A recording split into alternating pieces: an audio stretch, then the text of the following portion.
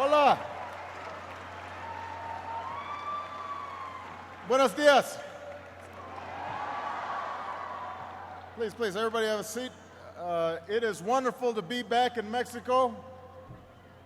Lindo y querido.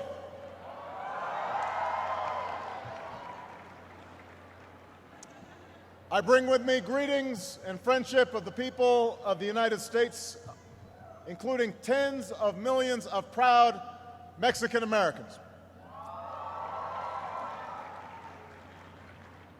This is my fourth visit to Mexico as president. This is my second visit to this museum. And each time that I come, I've been inspired by your culture and by the beauty of this land, and most of all by the Mexican people. You've been so kind and gracious to me. You've welcomed my wife, Michelle, here to LDF.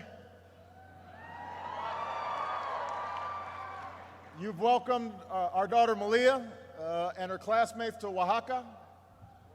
And as a proud father, I have to say that Malia's Spanish is getting very good. It helps that she's smarter than I am. And it's an honor to be back in Mexico City, one of the world's great cities. Es un placer estar entre amigos.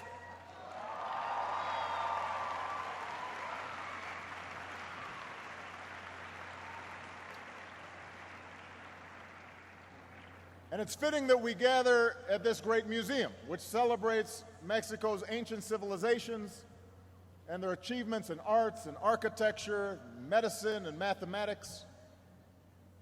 In modern times, Mexico's blend of cultures and traditions found its expression in the murals of Rivera and the paintings of Frida and the poetry of Sor Juana and the essays of Octavio Paz. And Paz once spoke words that capture the spirit of our gathering here today. In this place that celebrates your past, but which this morning is filled with so many young people who will shape Mexico's future. Octavio Paz said, modernity is not outside us, it is within us. It is today and the most ancient antiquity. It is tomorrow and the beginning of the world. It is 1,000 years old and yet newborn. And that's why I wanted this opportunity to speak with all of you today, because you live at the intersection of history that Octavio Paz was referring to. The young people of Mexico, you honor your heritage, thousands of years old, but you're also something new, a nation that's in the process of remaking itself. And as our modern world changes around us, it's the spirit of young people, your optimism and your idealism and your willingness to discard old habits that are no longer working that will drive the world forward. You see the difference between the world as it is and the world as it could be, between old attitudes that stifle progress and the new thinking that allows us to connect and collaborate across cultures. And by the way, that includes how we think about the relationship between Mexico and the United States. Despite all the bonds and the values that we share, despite all the people who claim heritage on both sides, our attitudes sometimes are trapped in old stereotypes. Some Americans only see the Mexico that is depicted in sensational headlines of violence and border crossings. And let's admit it, some Mexicans think that America disrespects Mexico or thinks that America's trying to impose itself on Mexican sovereignty or just wants to wall ourselves off. And in both countries, such distortions create misunderstandings that make it harder for us to move forward together. So I've come to Mexico because I think it's time for us to put the old mindsets aside.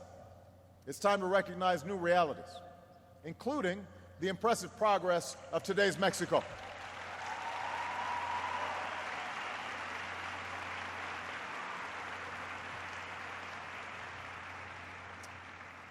It is true that there are Mexicans all across this country who are making courageous sacrifices for the security of your country. That in the countryside and in neighborhoods not far from here, there are those who are still struggling to give their children a better life. But what's also clear is that a new Mexico is emerging. I see it in the deepening of Mexico's democracy. Citizens who are standing up and saying that violence and impunity is not acceptable. A courageous press that's working to hold leaders accountable. A robust society, including brave defenders of human rights who demand dignity and rule of law. You have political parties that are competing vigorously but also transferring power peacefully and forging compromise. And that's all a sign of the extraordinary progress that's taken place here in Mexico. And even though we know that the work of perfecting democracy is never finished, that's true in America, that's true here in Mexico. You go forward knowing the truth that Benito Juarez once spoke. Democracy is the destiny of humanity, and we are seeing that here in Mexico. We're seeing that here in Mexico.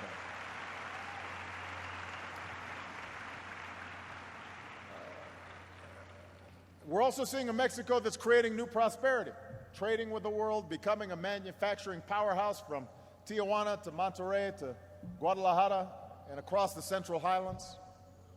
A global leader in automobiles and appliances and electronics, but also a center of high-tech innovation, producing the software and the hardware of our digital age. One man in Querétaro spoke for an increasing number of Mexicans. There's no reason to go abroad in search of a better life. There are good opportunities here. That's what he said, and you are an example of that. And in fact, I see a Mexico that's lifted millions of people from poverty. Because of the sacrifices of generations, a majority of Mexicans now call themselves middle class, with a quality of life that your parents and grandparents could only dream of. This includes, by the way, opportunities for women who are proving that when you give women a chance, they will shape our destiny just as well as men, if not better.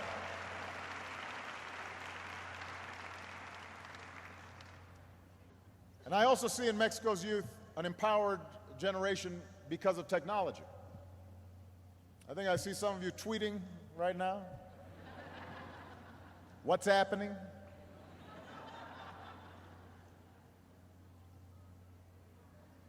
And whether it's harnessing social media to preserve indigenous languages or speaking up for the future that you want, you're making it clear that you want your voice heard. And because of all the dynamic progress that's taking place in Mexico, Mexico's also taking its rightful place in the world, on the world stage. Mexico is standing up for democracy, not just here in Mexico, but throughout the hemisphere. Mexico's sharing expertise with neighbors across the Americas. When they face earthquakes or threats to their citizens or go to the polls to cast their votes, Mexico is there, helping its neighbors. Mexico's joined the ranks of the world's largest economies. It became the first Latin American nation to host the G20.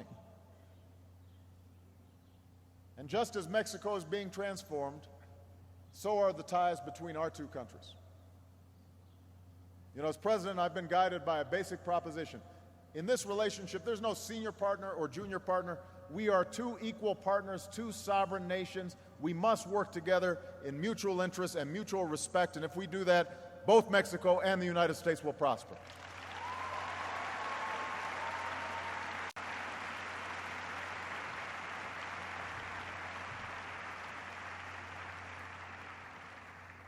And just as I worked with President Calderón, I've reaffirmed with President Peña Nieto that the great partnership between our two countries will not simply continue. It's going to go stronger and become broader. And in my time with President Peña Nieto, I've come to see his deep commitment to Mexico and its future, and we share the belief that as leaders, our guiding mission is to improve the lives of our people. And so we agree that the relationship between our nations must be defined not by the threats that we face, but by the prosperity and the opportunity that we can create together.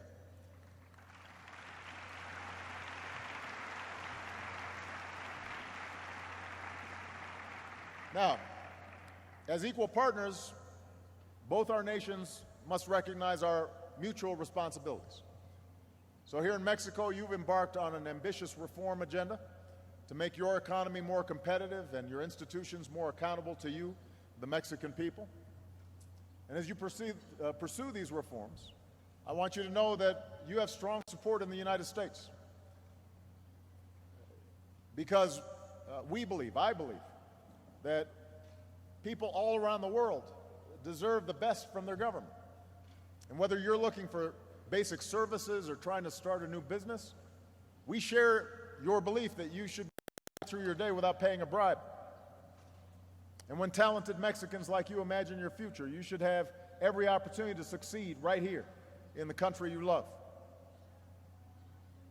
And in the United States, we recognize our responsibilities. We understand that much of the root cause of violence that's been happening here in Mexico, for which so many Mexicans have suffered, is the demand for illegal drugs in the United States. And so we've got to continue to make progress on that front. I've been asked, and I honestly do not believe that legalizing drugs is the answer, but I do believe that a comprehensive approach, not just law enforcement, but education and prevention and treatment, that's what we have to do. And we're going to have to stay at it because the lives of our children and the future of our nations depend on it. And we also recognize that most of the guns used to commit violence here in Mexico come from the United States.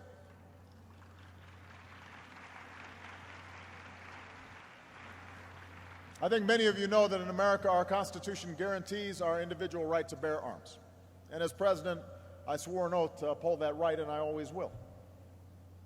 But at the same time, as I've said in the United States, I will continue to do everything in my power to pass common sense reforms that keep guns out of the hands of criminals and dangerous people, that can save lives here in Mexico and back home in the United States. It's the right thing to do.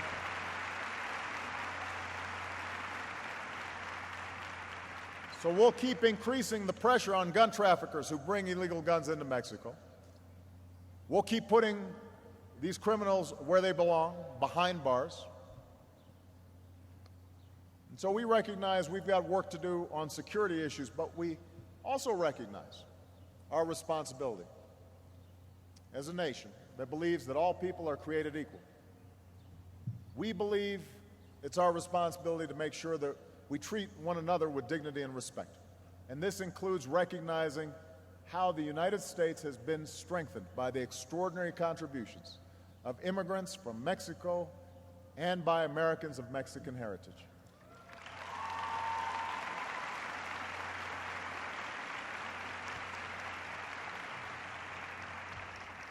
The Mexican Americans enrich our communities, including my hometown of Chicago, where you can walk through neighborhoods like Pilsen, Little Village, La Villita, dotted with murals of Mexican patriots. You can stop at a fonda, you can hear some mariachi, where people are inspired by the deep faith of both our peoples at churches like Our Lady of Guadalupe. And we've got a Chicago in here somewhere. And we're so grateful to Mexican Americans in every segment of our society for teaching our children and running our companies and serving with honor in our military and making breakthroughs in science and standing up for social justice. Dr. Martin Luther King Jr. told Cesar Chavez once, "We are brothers in the fight for equality." And in fact, without the strong support of Latinos, including so many Mexican Americans, I would not be standing here today as President of the United States. That's the truth.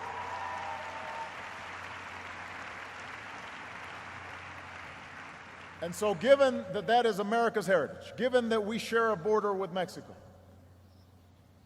given ties that run back generations,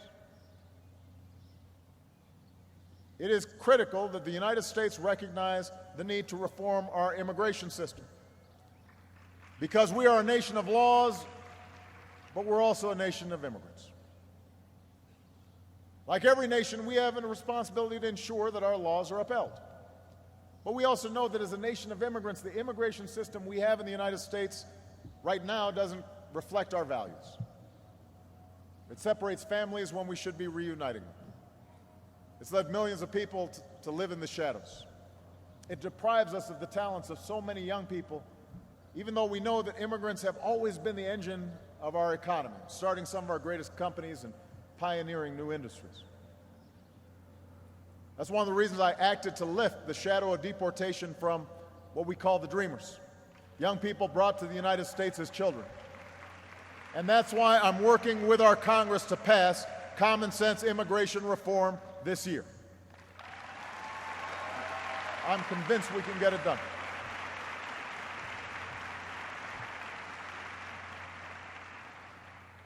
Reform that continues to strengthen border security and strengthen legal immigration, so citizens don't have to wait years to bring their families to the United States. Reform that holds everyone accountable, so immigrants get on the right side of the law and so immigrants are not exploited and abused. And most of all, reform that gives millions of undocumented individuals a pathway to earn their citizenship. And I am optimistic that after years of trying, we are going to get it done this year. I'm absolutely convinced of it.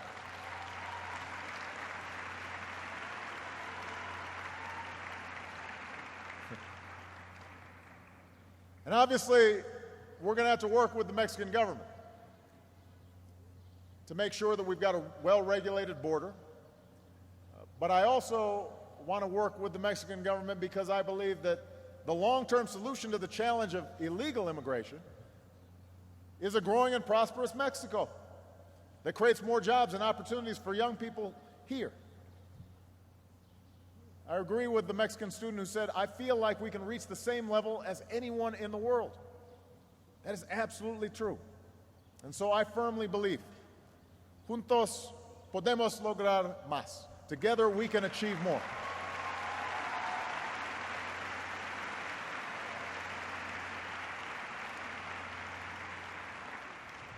So with the remainder of my time today, I want to focus on 5 areas where we can do more. Number 1, let's do more to expand trade and commerce that creates good jobs for our people. You know, we already buy more of your exports than any country in the world. We sell more of our exports to Mexico than we do to Brazil, Russia, India, and China combined. Mexican companies are investing more in the United States, and we're the largest foreign investor in Mexico because we believe in Mexico and want to be a partner in your success. So guided by the new economic dialogue that President Peña Nieto and I announced yesterday, let's do more to unlock the true potential of our relationship. Let's keep investing in our roads and our bridges and our border crossings so we can trade faster and cheaper. Let's help our smaller businesses, which employ most of our workers, access new markets and new capital. The big markets right across the border. Let's empower our young entrepreneurs as they create startup companies that can transform how we live.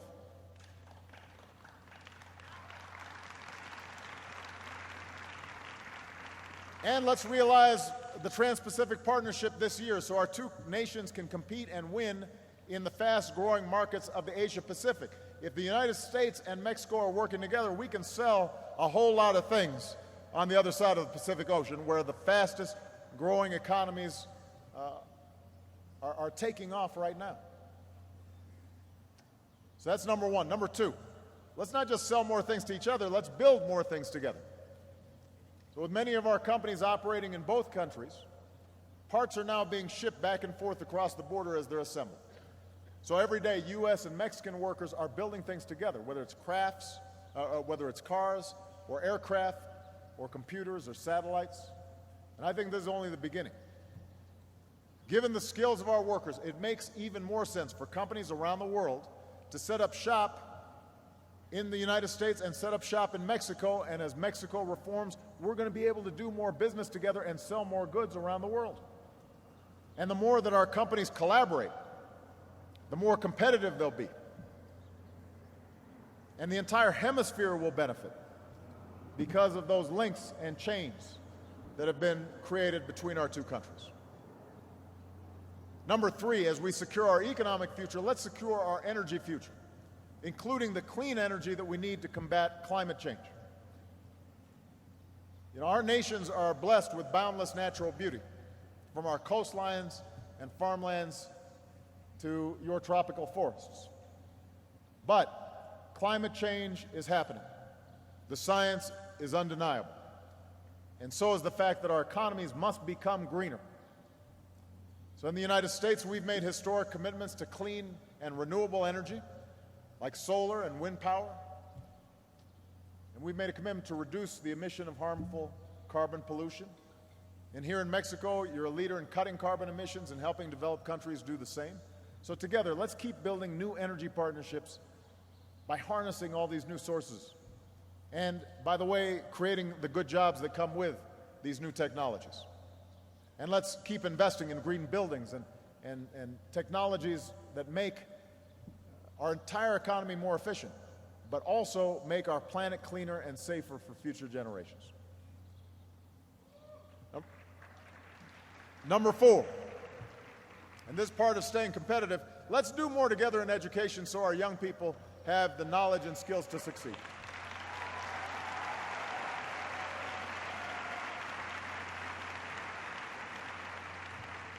Here in Mexico, you've made important progress with more children staying in school longer and record numbers of students like you getting a university education.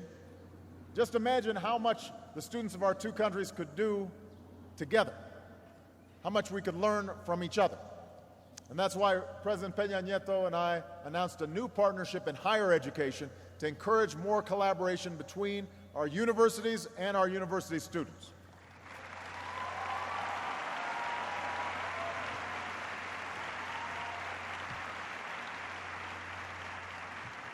So we're going to focus on science and technology, on engineering and mathematics. And this is part of my broader initiative called 100,000 Strong in the Americas. We want 100,000 students from the United States studying in Latin America, including Mexico, and we want 100,000 Latin American students, including Mexican students, to come to study in the United States of America. Because when we study together and we learn together, we work together, and we prosper together. That's what I believe.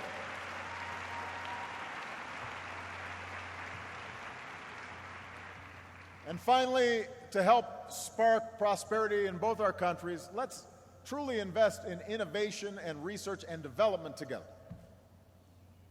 Here in Mexico, you're now a global leader in graduating engineers and technicians. One of Mexico's leading scientists, Rafael Navarro Gonzalez, is helping analyze data from the rover that we've landed on Mars. So together, let's remember that every dollar, every peso that we invest in research and development returns so much more to our economies in jobs and opportunity, new products, new services. And that's why I'm calling for us to forge new partnerships in aerospace and IT and nanotechnology and biotechnology and robotics. Let's answer the hope of a young woman, a student at the National Polytechnic Institute, who spoke for so many in your generation, so eager to make your mark. She said, give us jobs as creators. Give us jobs as creators. Sometimes young people are known as just consumers of goods, but we want young people creating the new products, the next big thing that will change how we live our lives. So that's the agenda that I want to pursue. And I understand that there are those, both here in Mexico and elsewhere in Latin America, but also back home in the United States, who are skeptical of progress, who maybe doubt the capacity for us to make the most of this moment. There are always cynics who say, oh, this is too hard, the headwinds you face are too stiff. They say Mexico's been here before, we look like we're making progress, we're looking at a bright horizon on the verge of great possibility, but then we get blown off course. And it's true that nothing is inevitable. Progress and success is never guaranteed. The future that you dream of, the Mexico you imagine, it must be built, it must be earned. Nobody else can do it for you. Only you can earn it. You are the future. As Nervo wrote in La Raza de Bronce, tú eres el sueño, you are the dream.